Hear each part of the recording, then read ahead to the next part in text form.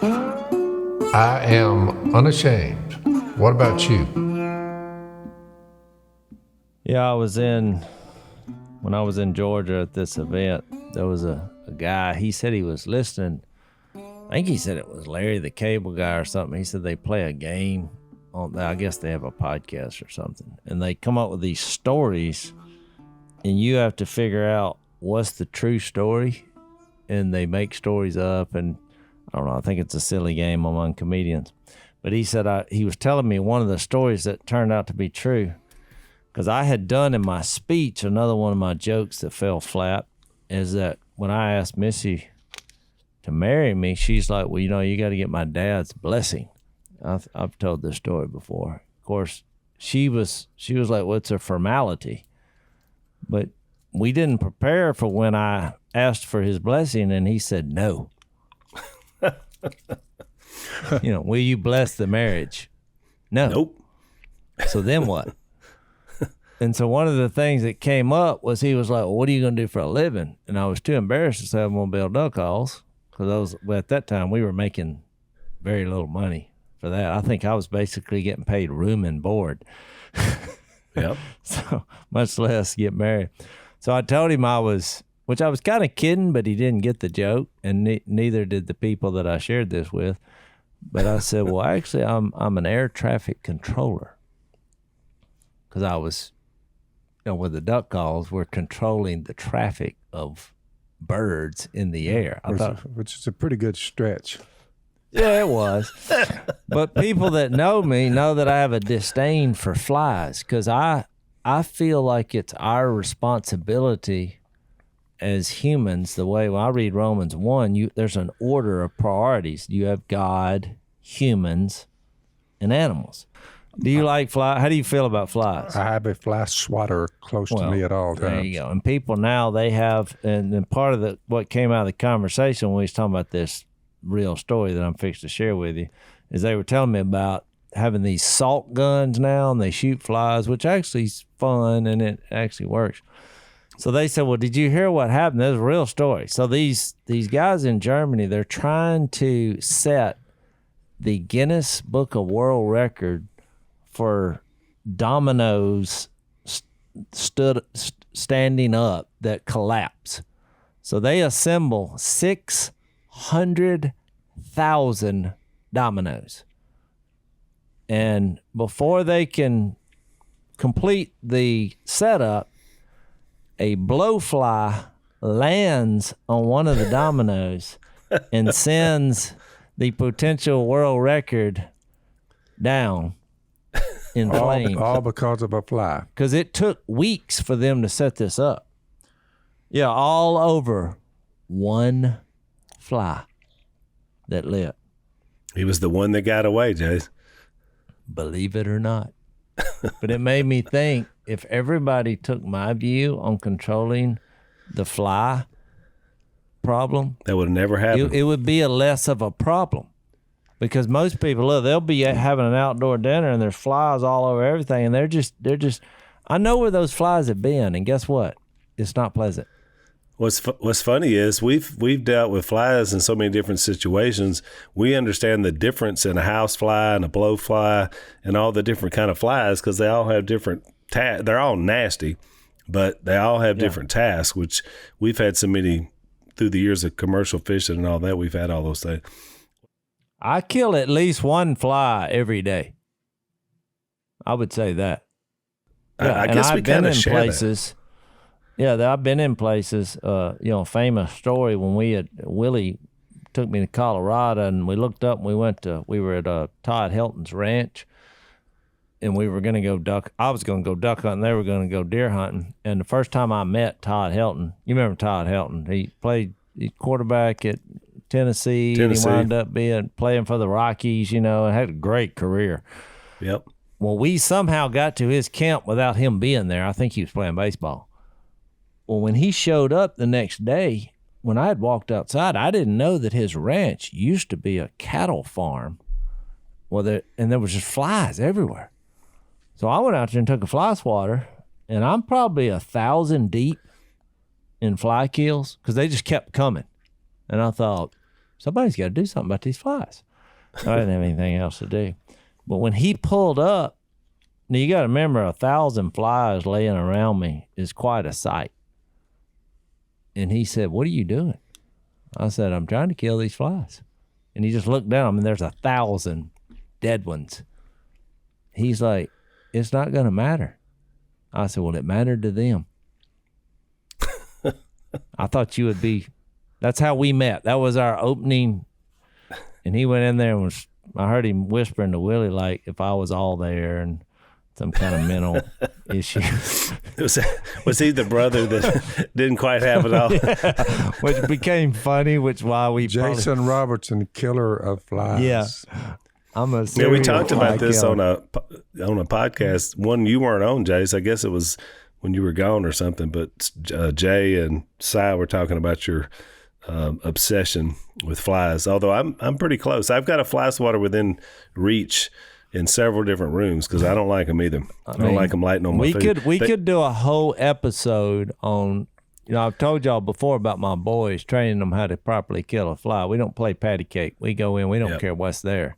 And I set the tone when my wife had bought this. She bought a something for Christmas. You know how they buy these things, and it's like every little piece of board had a little trinket that was representative of Jesus's virgin birth, and it was like a big tower shaped like a tree with all these ornaments all over everything. I mean, it probably took her a couple of hours to put together, and she put it right in the middle of the table that's in our kitchen.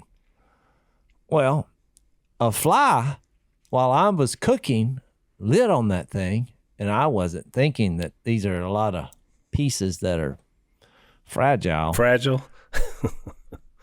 I ripped this fly, and this thing just disintegrates before my eye. The whole thing, it was like a game of Jenga. Pieces break. The whole thing collapses. You're back on the 600,000 dominoes stacked up. That's what happened. That's why I thought y'all would find that story interesting. But It is interesting. I'm making the world a better place for all humans, and sometimes sacrifices have to be made. That's Flies exactly are right. the fathers of maggots. That's I right. agree. That's enough to not let them get out of hand anywhere. And how many times in our fishing and hunting careers of our whole lives, how many maggots have we seen and had to deal with over the course of all those years of cleaning at game? And I mean, it's just brutal. I think that's why we hate them so much. I took the trash out before I came down here, and when I opened it's hot summertime here, and they had just gotten the trash. Well, I opened the deal, and there was the bin for the garbage outside, and there was 100 maggots in the bottom of it. And you know what my thought was? I need to kill more flies. Yeah. you need to check your trash more often. No, they come get it once a week. Well, what do you think's going to happen when something gets in there? It's 110 degrees in the shade. Yep. That's why we have a fly problem. Yep. That's why I clean my can. So I had something I had never thought about. So I wanted to run it by y'all. Yesterday, there's one of my neighbors down here, a wonderful Christian couple. We talk to them every time we come down, and so we were talking yesterday, and I think I told the story on the podcast before. Her mom had been struck by lightning years ago, tragically. She's a full blood Cherokee Indian, her mom, and a wonderful woman, great Christian woman. She got struck by lightning, but they said on the outside, you couldn't tell she was even hurt, but inside, it just, electrified her. And so she was dying, and she was in the hospital, but they knew she wasn't going to make it. And they were all just kind of giving their goodbyes and all this stuff. And the guy said, Peter, he said, it was his mother-in-law. He said his father-in-law said, he looked over at her, and she wasn't saying anything, but she was aware, because she had been talking to him. And he looked at her and he said, "Are you about ready to go?" And she said, "Yep, I'm ready."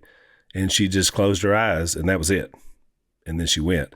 And he was telling me this last time I was down here, and I thought, man, that it impacted me, because I thought that's the way you want to be at the end. Like, you're just like, okay, I mean, had a run here, got struck by lightning, is a bad deal, but the Lord's ready for me. I'm ready to go.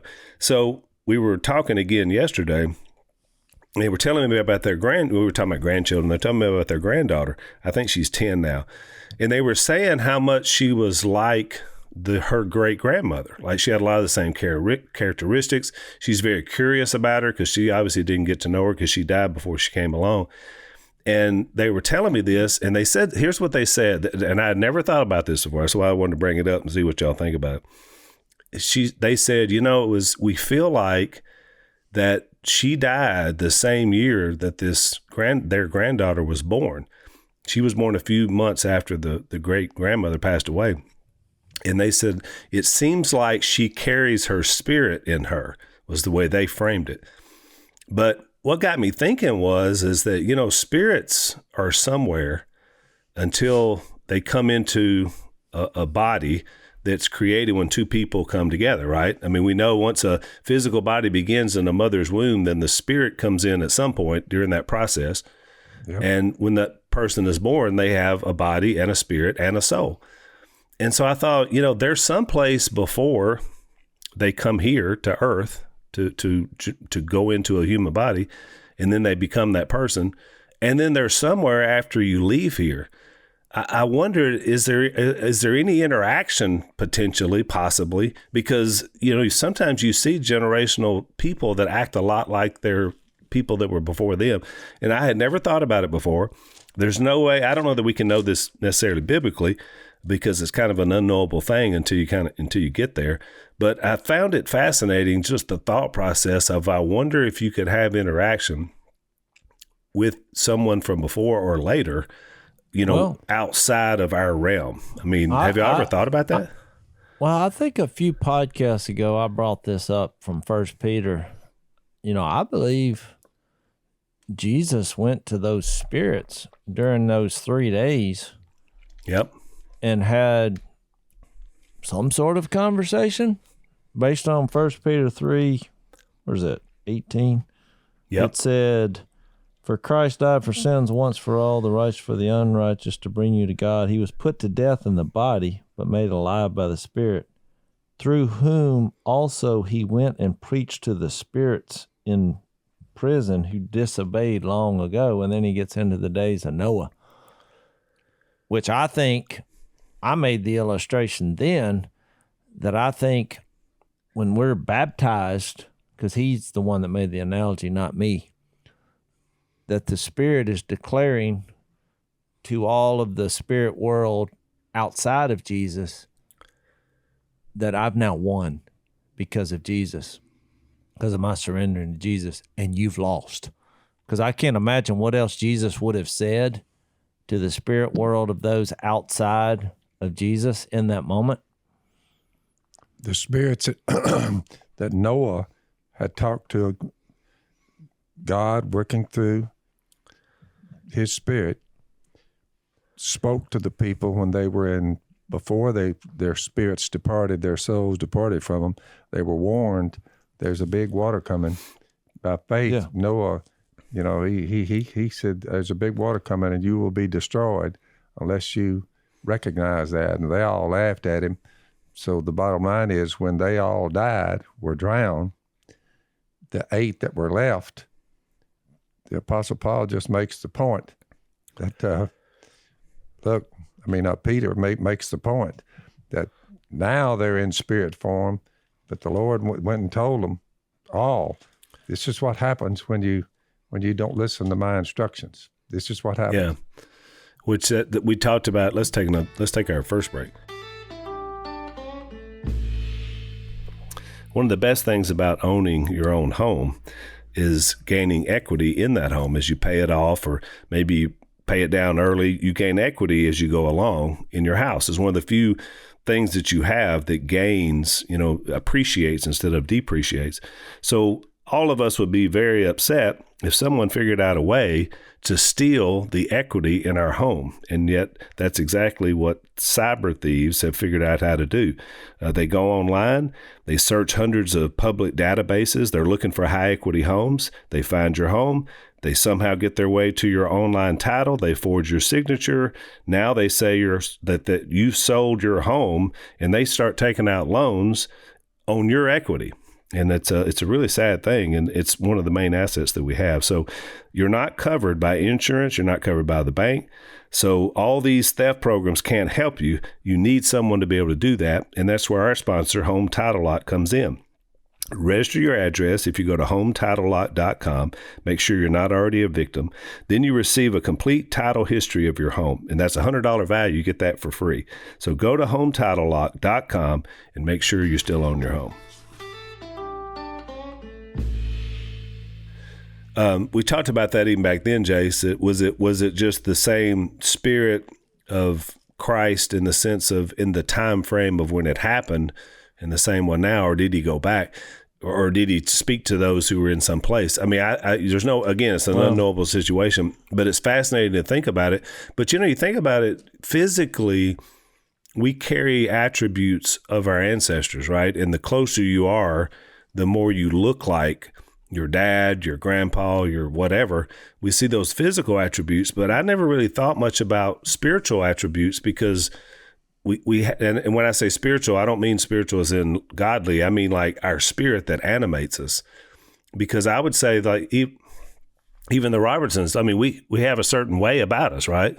When Phyllis showed up out of my past, it was astounding to me that she had a picture taken of Melissa. That's Melissa would be my first cousin? No, she's your niece. My niece. Your niece. Phyllis and my niece stood side by side, and you couldn't tell them apart. They are exactly. It was actually Melissa's daughter. It was Melissa's daughter, Peyton. The picture correct. You saw. It was her second cousin, and you're right. But if you rewind the tape of life, when Al and I were discussing the possibility of this, because we've had numerous people claim that they were kin to us or whatever. Yep. But when I saw her picture, you remember, Al, I said, you might look into that. That's what got my attention more than anything, even though she's an exact replica of my niece's daughter. I mean, those two, she stood together with them, and they're a match. I mean, so it's the same thing, Dad. So my youngest daughter, we took a picture of her when Alex was 4 years old. We took a picture of Phyllis when she was 4 years old. Exact replica. Little blonde. Yep. They looked exactly the same. I mean, look, that they could have been twins, obviously a lot of years apart. So that's what I'm talking about. You're right. The spirit bouncing in and out or whatever of the human race, there's something that goes along with that, especially just by looking. Because, we think about, people tend to think only physically, or like your brain, has these synapses and they fire and, does all sorts of things. But that's not what gives you animation. I mean, that is literally your spirit. And when you die, it's gone. I mean, your brain is still in there. It's not firing anymore, but your spirit is gone. And it was somewhere, and it was then in you, and then it's somewhere again. And so I just found that fascinating. I never really thought about if there was interaction. But it seemed to be Jesus is all about recreating that again, when most people, death is the finality. They're in their minds. This is final. It's like the guy from the UK. He watched something. They called it something, but I was on there to give him my testimony about coming to Jesus. He said, I was taught all of my life over here in the UK that you live and then you die, and that's it. He said, I was listening to this guy talking, and he has turned my life around, because he said death basically was the beginning of immortality because of your spirit and your soul. Well, right. And he said, it's the greatest thing I've ever heard. He was just talking about the gospel of Jesus.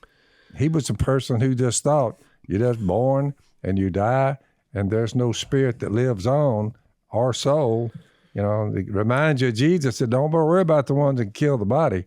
Worry about the ones that get your body and soul in hell, Well, speaking of the UK, there's a new show on which y'all know I don't watch TV much, but I'm always on. I'm Matt Dillon, and that's it. Well, I'm going to give you another idea here. So, but I'm all about advertising.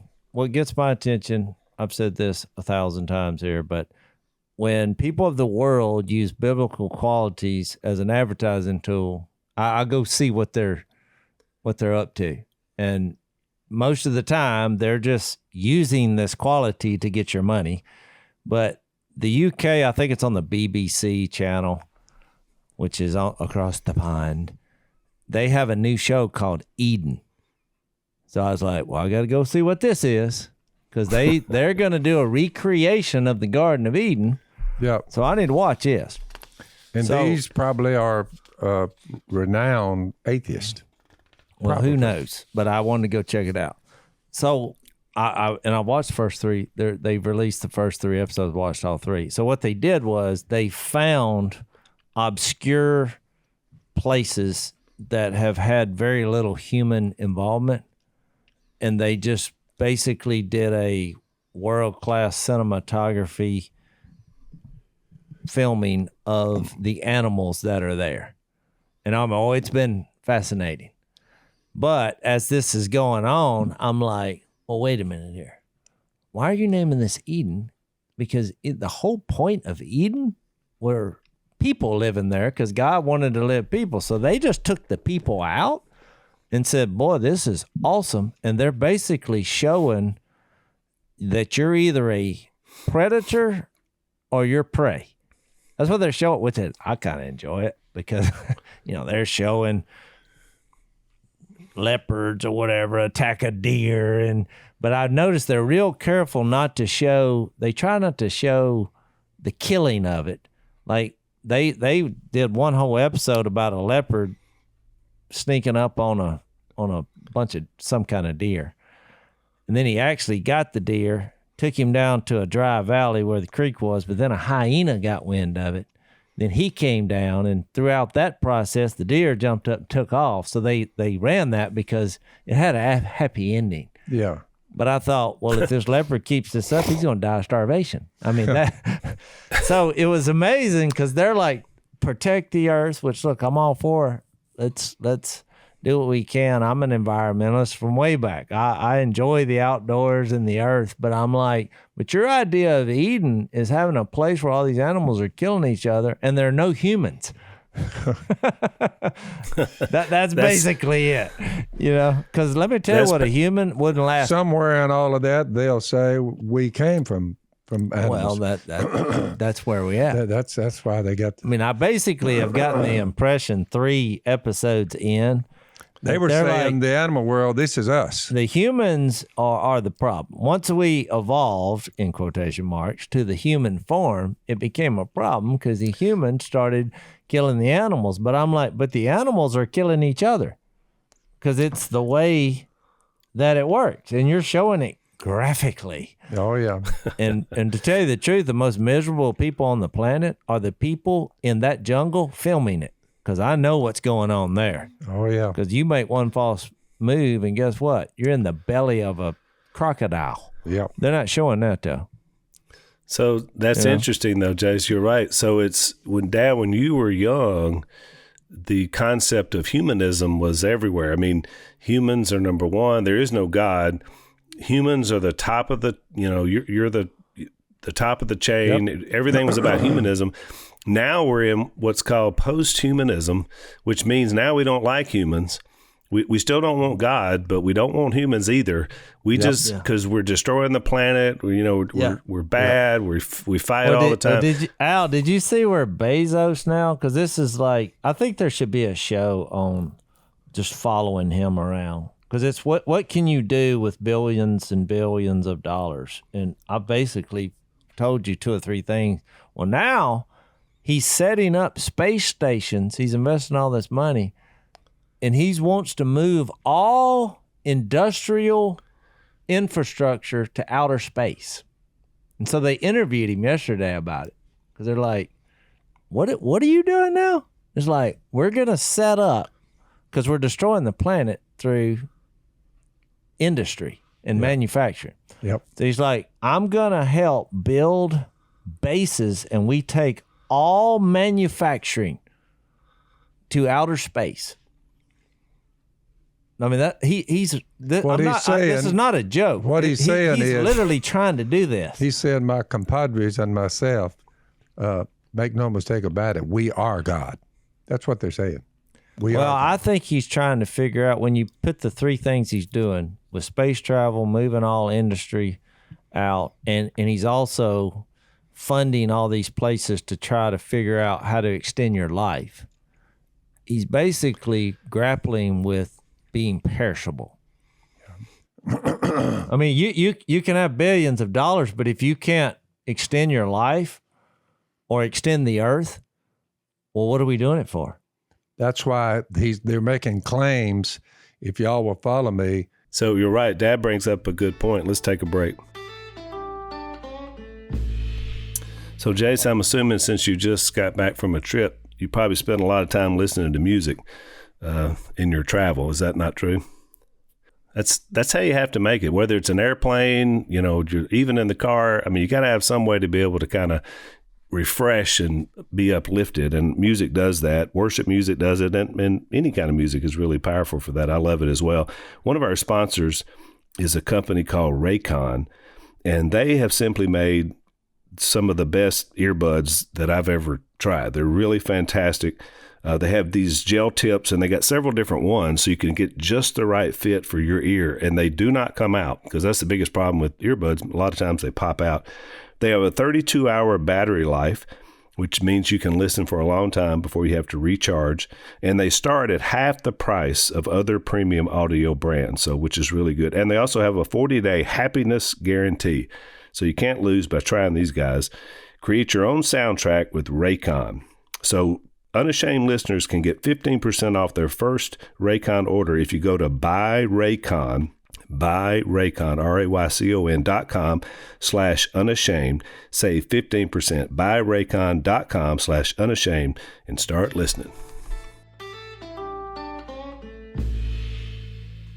So when you have billions of dollars, more than you could possibly, because he's got multiple billions now, more than you could possibly spend, then in your mind, in a situation like planet Earth, you feel like you are God, because you control so many things, so many people's lives, everything. So why wouldn't you have a God complex if you had more billions than you could possibly ever spend? Most people think, oh man, if I was like that. But so that's exactly how they view themselves. I don't know that whether he's a believer or not. He's trying to fix a problem. Yeah. He was the His problem CEO is- of the greatest company. Yeah. but his problem is an age-old problem, physical death. It's in the death. way. It's in the way. The earth's wearing out. He thinks we can get you up to about 150 years fairly easily once we get it all moved to outer space. That we get 150. He's hoping that he can up his No, I think age. it's obvious, Al, that he's not a believer. Because you look at what I do. So I just did a 3-day event. Well, I'm trying to give people the same hope that he's trying. That's right. I'm extending your life. Yep. Of course, we're doing it through Jesus for forever. They're saying we can get there without Jesus. I'm trying to give you an Eden that's eternal, where you're it. You're spending time with God, quality, and if a crocodile eats you, it won't hurt you because you're imperishable. It's worth a look. Yeah. So I mean, we're doing the same thing, because I'm looking at what he's doing, and I'm like, it's like, what's that game when you're like warmer? Well, I'm looking at him like colder. He's going to outer space, trying to figure out how to extend his life. That's right. And I'm like, well, you'd think, wouldn't that be warmer as you're getting close to God? No, God's so much bigger than that. You're going to die on the way. That's it. It's impossible. That's it. And if you find a way to extend the earth, let's say even 100 years by moving all industry, or 1,000 years off the planet, guess what? You're not going to be around to enjoy it. And he said, well, I'm leaving it for the kids. But at some point, those kids are going to grow up. There's a cycle. You're perishable, and the earth is wearing out.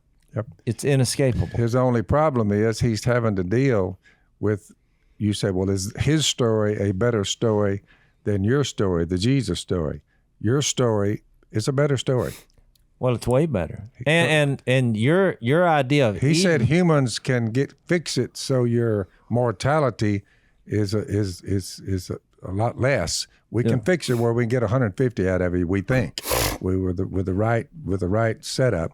Well, what I'm saying is, with the UK, they're thinking our idea of Eden is a place that hadn't been tampered by humans. Yeah. But then you just have animals in the earth. So remove all the humans, and now we have Eden. Well, that's great for the animals. That's terrible for society. Because I think it comes back to that Romans 1. When you get those priorities out of whack, when you value an eagle's egg over a unborn human, I think you start having a philosophy that leads to a lot of chaos and corruption. No doubt. Well, you're right. And that's why even like pets, I was watching a guy last night was talking about he's running for mayor in New York City, and he was like, if I get elected mayor, there's going to be no euthanizing of animals in New York City. And everybody's like, yay. And I just thought to myself, I mean, that he believes in that. He's running on a platform. But I thought, man, out of all the things that are the most important, that's where he lands. But I think that's where people are.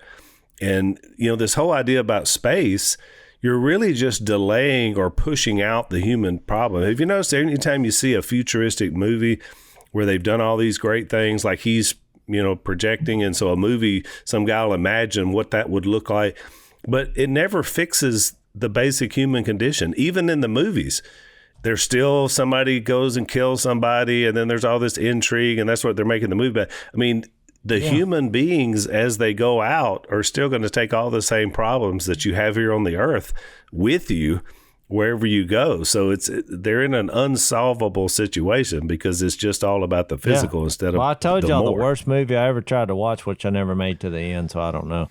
But they had Tommy Lee Jones in it and Brad Pitt. It was called something weird, astronomical or something. Ad Astra. Yeah, something like that. Yeah. So Tommy Lee Jones is the God-fearing believer, and I think his son was Brad Pitt, and they're going out there, they're chasing each other through space, and when he catches up, well, the God-believing character, Tommy Lee Jones, had gone crazy because he went out throughout space and realized that there's no God because he didn't find him. So then he just went on a psychopathic rampage and killed everybody else because there's no God. And they're trying to get back to Earth because there's nothing out here. And I thought, what kind of message is that sending? This is your fun, loving, tingle your spine movie that you went out in space, determined there's no God, and that religious people, they're crazy and they killed everybody else.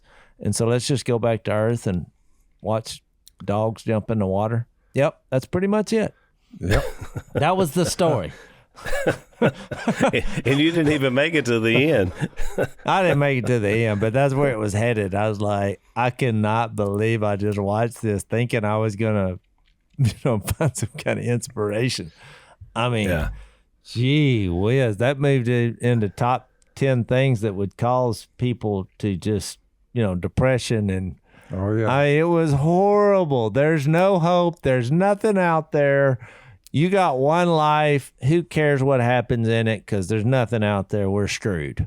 But it's really interesting because it really, from a standpoint of godlessness or atheism or whatever, you would always wind up back in that place. Because, you look at even a guy like Bezos, like I said, he's making billions of dollars.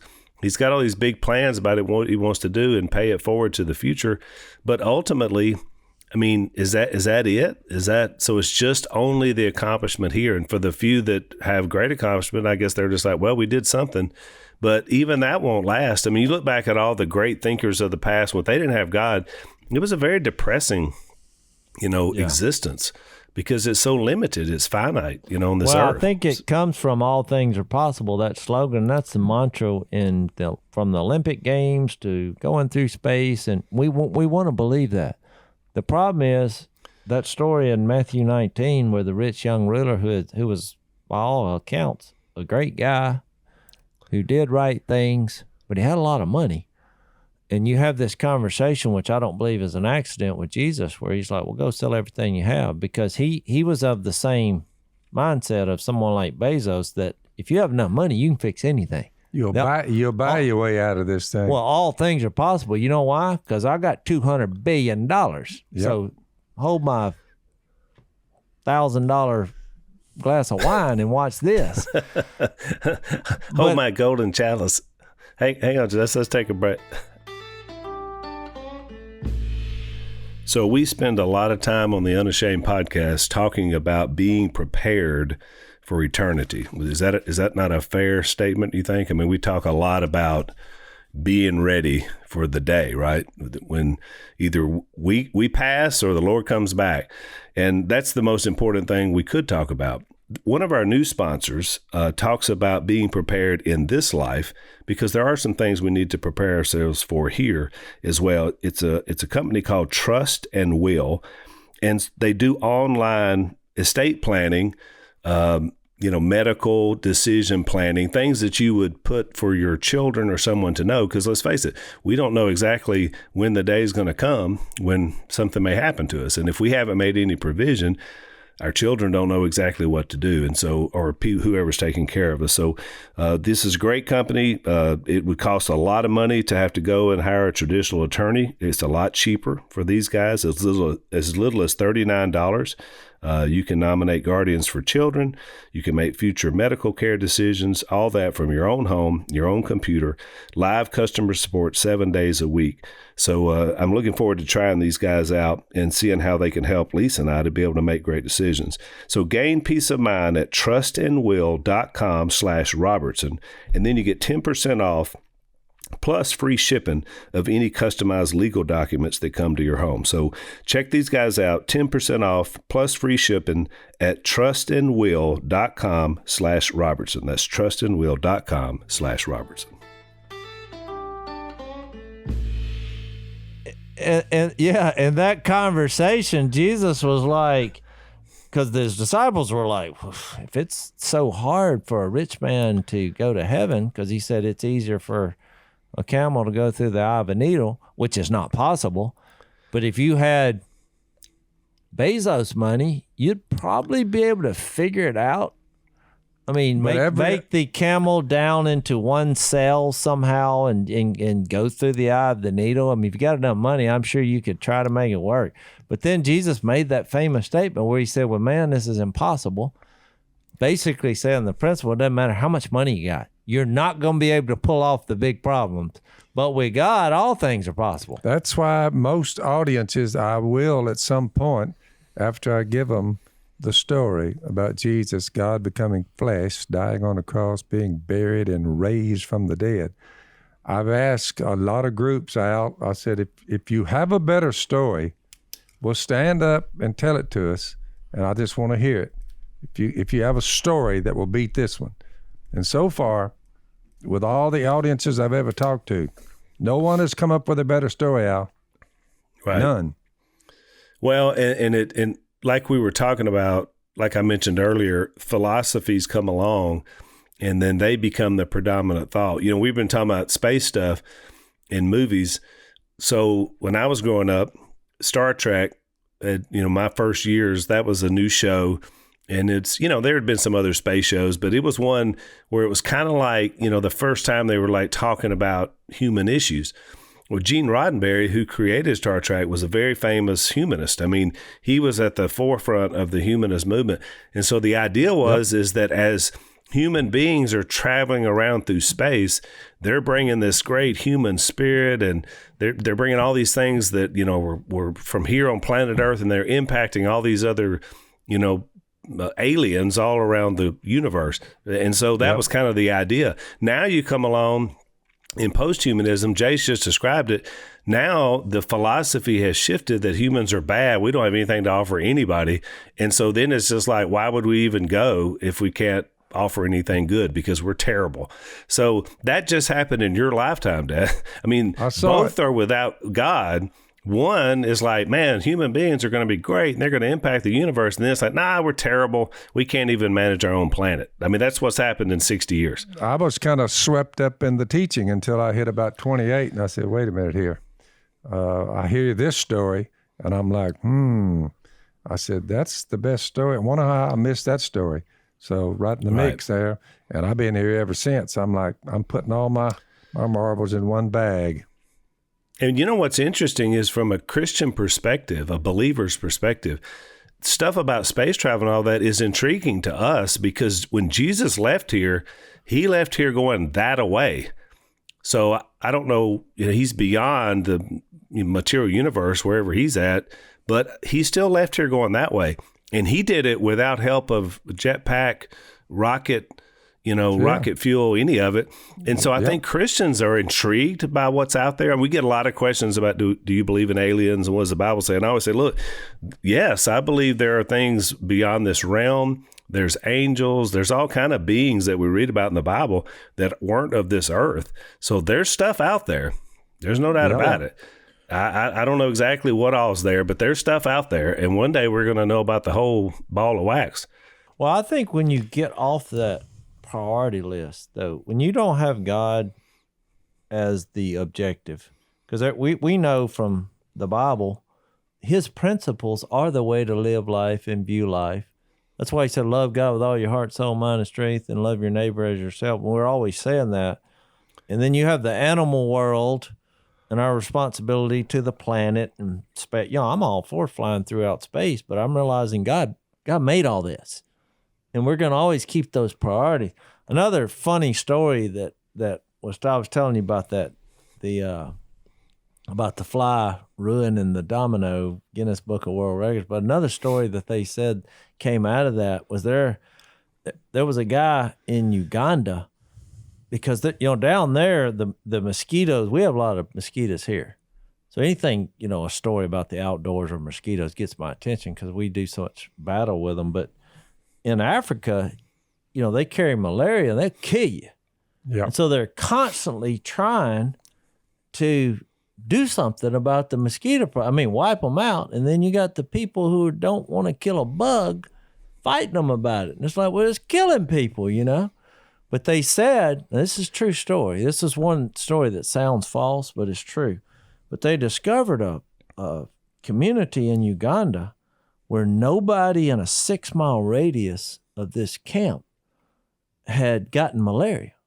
And they're like, what do y'all do? What's the deal? And they're like, well, we got a guy who's, I don't even know how to describe it, what the technical word is, but they basically said his intestines have produced, when he farts or whatever, it has become a mosquito deterrent. Now, y'all are thinking you make this up, but that you can Google this story. It's called Gone with the Wind. And so look. Jace, you watch some lot of. So listen to this. This is a true story. What kind of story is this? No, look. These doctors and a medical group have hired this guy, and they're studying his intestines, trying to figure out his job, which I always thought that, it's hard to come home to your family and say, what do you do for a living? And they're like, basically, I have become a test for the medical world to try to capture and harness whatever is coming from my body because it is a mosquito fogger. You read it. I'm not making this up. So they hired him. They're trying to make a chemical. That's what you're saying. Yep. Well, they're trying to replicate the chemical concoction that I guess God put in his body that is a deterrent to mosquitoes. Because, you think about a 6-mile radius. So that's a fun fact for you. Yeah. Yeah. Unless you're married to it. Well, I did think about that. I was right. But it was something that he was embarrassed about. And now he's making money because they might have a mosquito fogger in the form of a human that can save people's lives from malaria. Yeah. So, hey, let's take one last break. So, in our last segment here, that brings up an interesting thought. So, we know there's science, and which is basically the continued study of surroundings and testing. That's what you're seeing. Those are scientists, Jase, that are, trying to figure out what's different about this guy so they can formulate a theory so then they can hopefully reproduce it.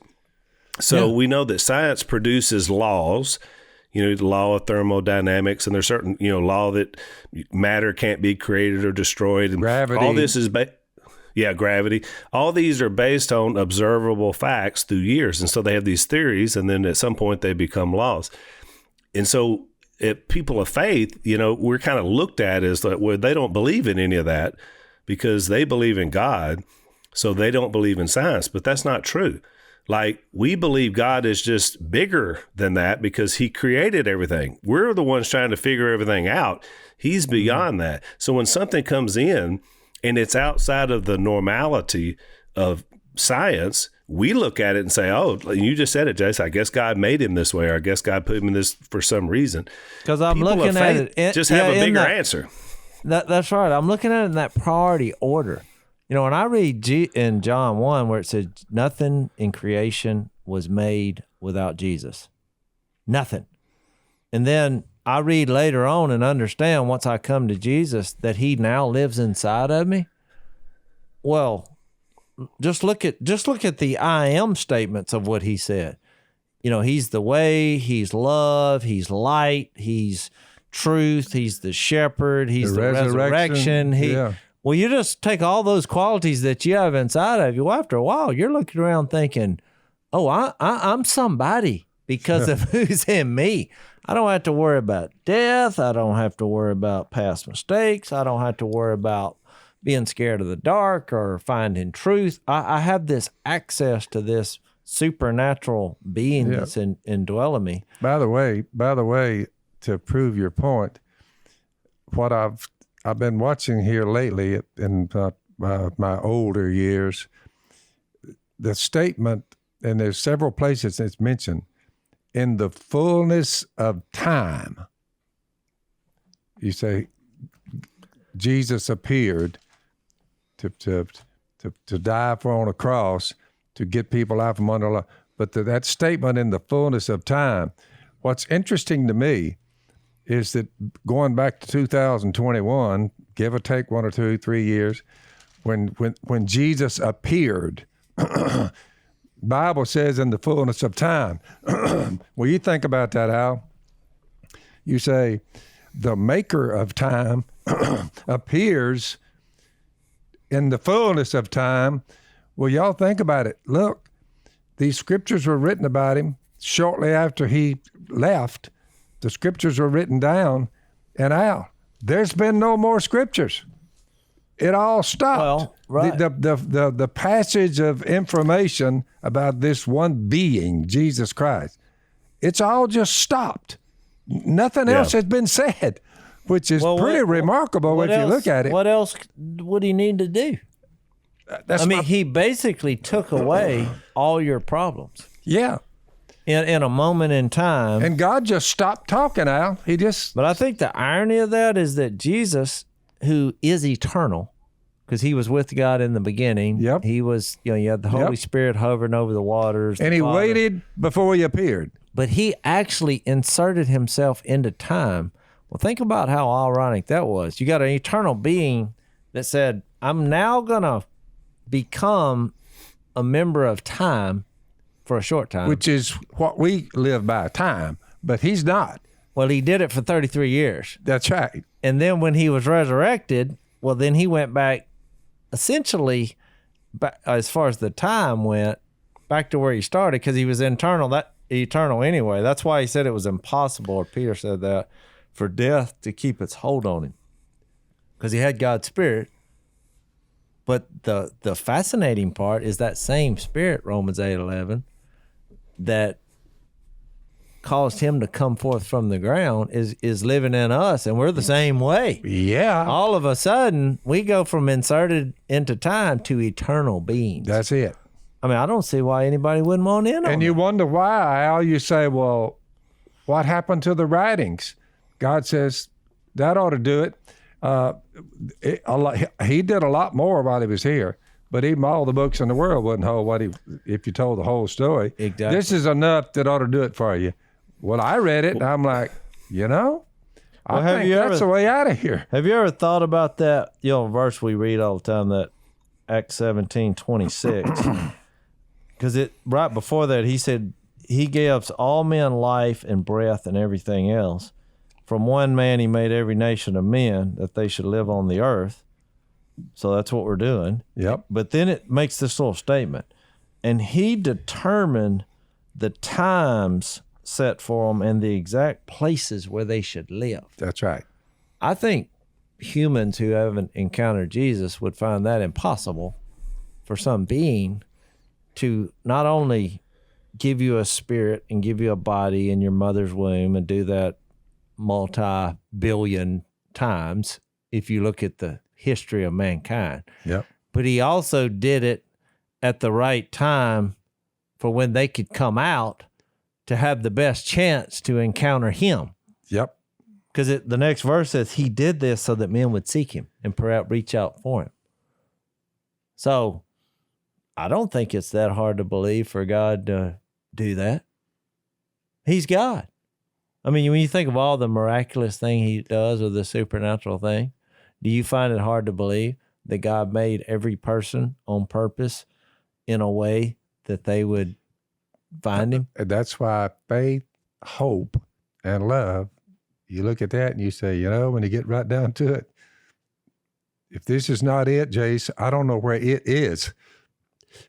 It makes a whole lot more sense to me, though, that God is behind all this than to just think it all just happened. And now we're fine. What are we going to do with Bezos? Try to make a bunch of money so we can figure out how to get off the planet, or to try to save the planet for the animals, and then we just all die? Well, we're spinning the wheels here. I'm telling you. Well, we only have a minute left, and I'll use this as, next time we get together, we'll be back in Romans 15. But one of my favorite passages in Romans 15, this will be our teaser for our next podcast, is in verse 7 where it says, accept one another just as Christ accepted you in order to bring praise to God. So I want to dig deeper, because I think every time when we look at the structure of what God has laid out for us, it's always about what he's done for us first. And second, it's how we respond. So when you base accepting one another, because the whole point of Romans is that everyone can be saved, that God is a lover of everyone, Jew, Gentile, all the differences that we tend Slave, to free, poke out. male, female. Yeah, everyone can be saved. But the foundation for that is you look at how Christ accepted us, and then in turn, you accept one another. So that's the teaser for next time. Well, and to Dad's point, as we wind up, a little tease for where we're headed, we're going to wind up teaching or talking through the book of Matthew.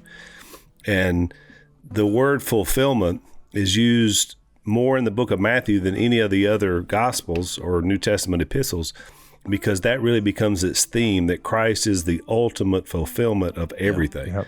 And so that's kind of going to be the general basis of us going back through that wonderful gospel. So that'll be down the road as we go. Well, speaking of time, we're out of it for the podcast. So we'll see you next time. Thanks for listening to the Unashamed podcast. Help us out by rating us on iTunes. And don't miss an episode by subscribing on YouTube, and be sure to click that little bell to get notified about new episodes. And for even more content that you won't get anywhere else, subscribe to Blaze TV at blazetv.com/unashamed.